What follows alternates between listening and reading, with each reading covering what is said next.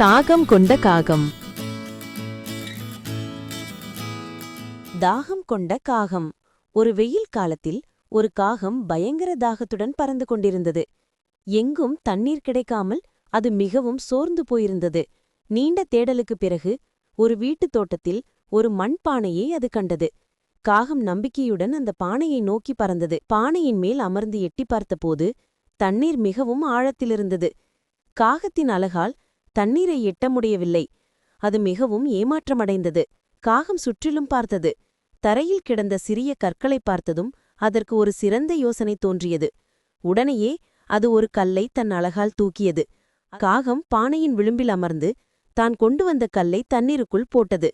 அது சளைக்காமல் ஒவ்வொரு கல்லாக எடுத்து வந்து பானைக்குள் போட்டுக்கொண்டே இருந்தது. ஒவ்வொரு கல்லும் விழும்போடும் தண்ணீர் மட்டம் சிறிது சிறிதாக உயரத் தொடங்கியது. தண்ணீர் மேலே வந்தது. நீண்ட நேர முயற்சிக்குப் பிறகு தண்ணீர் இப்போது பானையின் விளிம்பு வரை வந்துவிட்டது.